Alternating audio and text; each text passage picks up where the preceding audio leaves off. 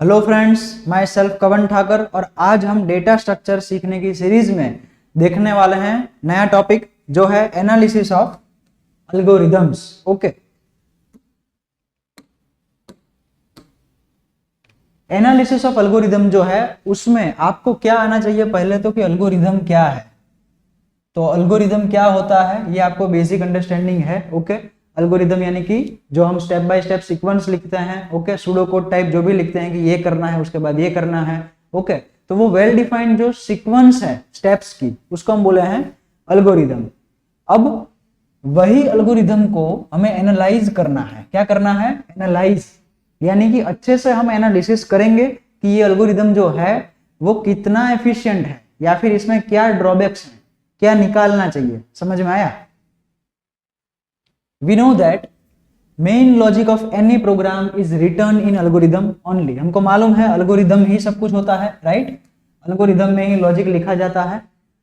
Hence, अब देखिए एक बात याद रखना, एल्गोरिदम जो है वो क्यों लिखते हैं हम लोग, है ना? ये क्वेश्चन आपके माइंड में आएगा, क्योंकि देखिए अगर कोई प्रोग्राम लिखेगा तो क्या होगा कि वो सी में लिखेगा या फिर जावा में लिखेगा या फिर जो भी पर्टिकुलर लैंग्वेज है वो एक लैंग्वेज में वो प्रोग्राम लिखेगा, राइट? और ये एल्गोरिदम जो होगा वो सिंपल इंग्लिश लैंग्वेज में होगा। ओके, या फिर कोई भी अंडरस्टैंड कर पाए ऐसी नॉर्मल लैंग्वेज में होगा।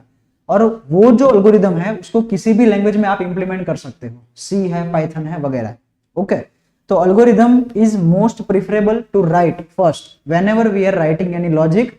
It is advisable to write algorithm first, then after we should move on into the programming। okay, hence algorithm should be efficient। अब देखिए algorithm जो है वो efficient होना चाहिए, right? in order to compile and run our program logic in effective manner। अगर programme जो है उसमें जो लॉजिक लिखा है वो इफेक्टिव नहीं होगा तो क्या प्रॉब्लम होगा कि प्रोग्राम जो है वो अच्छे से हमारी मेमोरी में रन नहीं होगा, राइट? कोई ना कोई प्रॉब्लम रहेंगे या फिर टाइम बहुत लगेगा, ज्यादा स्पेस लेगा, राइट? तो ये सब नहीं होना चाहिए, तो इसीलिए हमको एफिशिएंट एल्गोरिदम लिखना है। Algorithm can be analysed by applying certain criteria as mentioned below. यहाँ पे जो है दो क्राइटेरिया अप्लाई किए हैं जिसको देख के हम चेक कर सकते हैं कि ये एल्गोरिदम जो है वो अच्छा है या नहीं है। तो सबसे पहला है टाइम कॉम्प्लेक्सिटी, उसके बाद है स्पेस कॉम्प्लेक्सिटी। ये दो क्राइटेरिया है, first one is time complexity, second one is space complexity. देखते हैं हम सबसे पहले टाइम कॉम्प्लेक्सिटी। ओके, टाइम की complexity. Time complexity is used to represent the time. देखिए ये जो है डेफिनेशन है, अगर पूछी जाए एग्जाम में what do you mean by time complexity, then you have to write this. Time complexity is used to represent the time taken. Time taken, कितना टाइम लिया गया बाय द एल्गोरिदम। एल्गोरिदम ने कितना टाइम लिया, किसमें कितना time लिया, तो कि एग्जीक्यूट होने में upon providing input to the algorithm. जब हम इनपुट देंगे तब भी एल्गोरिदम काम करेगा, राइट? तो जब हमने इनपुट दिया और इनपुट देकर जब हमें आउटपुट मिला तो बीच में जो टाइम लिया वो कितना है उसको हम बोलेंगे time complexity. Okay, more time complexity of the algorithm.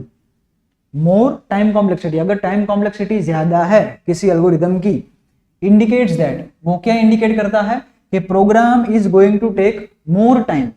वो जब हम प्रोग्राम उसका बनाएंगे वो एल्गोरिदम का तो वो 100% ज्यादा टाइम लेने वाला है।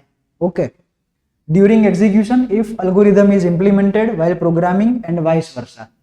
ओके, मतलब अगर टाइम कॉम्प्लेक्सिटी ज्यादा हुई एल्गोरिदम की और वो एल्गोरिदम को हमने सी में या फिर जावा में या तो पाइथन में किसी में भी लिखा, इंप्लीमेंट किया, तो वो जो कोड है वो ज्यादा टाइम लेगा।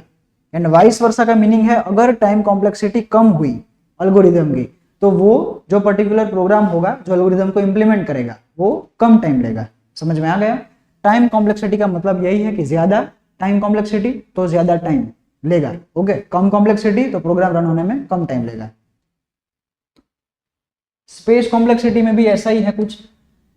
स्पेस कॉम्प्लेक्सिटी जो है उसकी डेफिनेशन आप ये समझ सकते हो। Okay, space complexity is used to represent the space या फिर मेमोरी, स्पेस या फिर memory taken by the algorithm to be executed upon providing input to the algorithm. यानी कि जब हम एल्गोरिदम को इनपुट देते हैं तो टाइम कॉम्प्लेक्सिटी में था कि कितना टाइम लेती है, राइट, और यहाँ पे है कितना स्पेस या फिर मेमोरी यूटिलाइज होती है।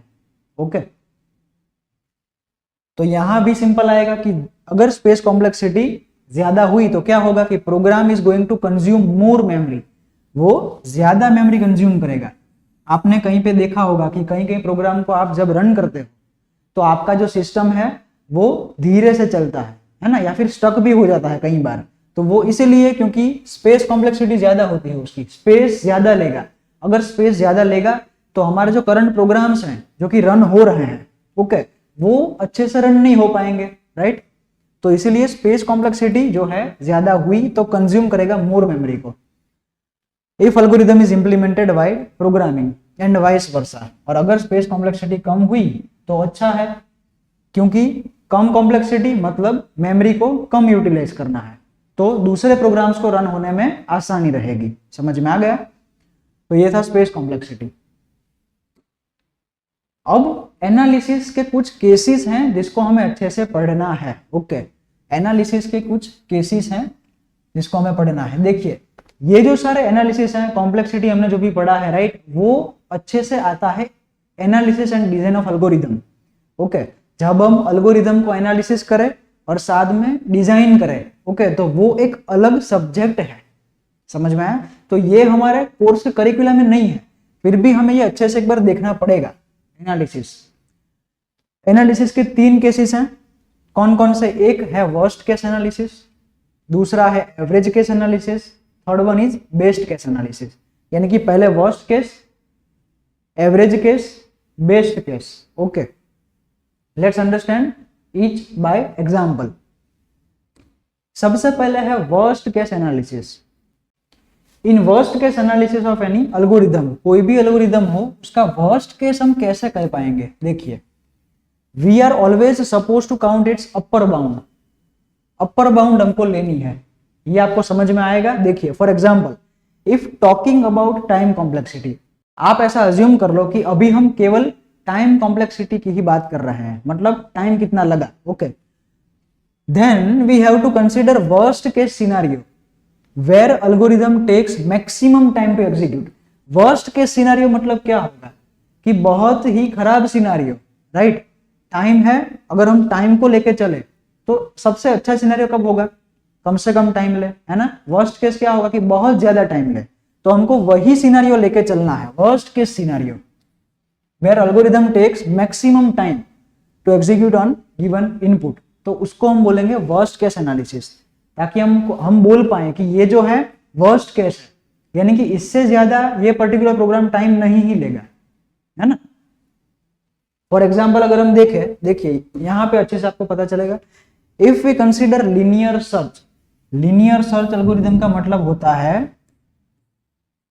ये एरे है, अगर यहां पे हमने एलिमेंट रखे हैं 1 2 3 4 6 फॉर एग्जाम्पल एरे में, और यहां पे हमको अगर कोई एलिमेंट को फाइंड करना है, यूजर को हम बोलेंगे कि आप एलिमेंट एंटर करो, वो एलिमेंट के जगह पर कुछ एंटर करेंगे और वो एलिमेंट को हम यहाँ पे ढूंढेंगे कि क्या वो यहाँ पे अवेलेबल है ये एरे में।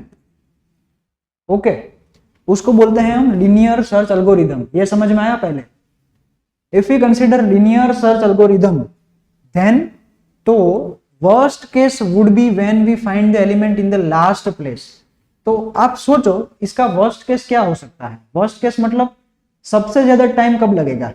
तो फॉर एग्जाम्पल अगर यूजर एंटर करे एलिमेंट 6, तो आपको क्या करना पड़ेगा? पहले ये कंपेयर करो, ये नहीं है, फिर ये कंपेयर करो, ये भी नहीं है, ये भी नहीं है, ये भी नहीं है, और ये मिला आखिरी वाला, है ना। तो इसमें सबसे ज्यादा टाइम लगा, तो ये है वर्स्ट केस। या फिर दूसरा सिनेरियो ऐसा हो सकता है कि ये जो है एरे, उसमें एलिमेंट है ही नहीं। फॉर एग्जाम्पल यहाँ पे 10 लिखा, हमको तो मालूम नहीं है, राइट, हमको तो मैच करवाना पड़ेगा, तब पता चलेगा वो है कि नहीं है। तो हम 1 बाय 1 चेक करेंगे, 1 2 3 4 5 एंड 6, कहीं पे नहीं है, तो ये बहुत ही वर्स्ट केस हो गया। तो हमको क्या करना पड़ा? 1 से लेके एंड तक हमको मैच करवाना पड़ा, फिर भी रिजल्ट मिला ही नहीं, या फिर एंड में रिजल्ट मिला। तो हमारा जो टाइम है वो सबसे ज्यादा इस पर्टिकुलर सिनेरियो में लगता है। तो वर्स्ट केस इसको बोलेंगे हम लीनियर सर्च में।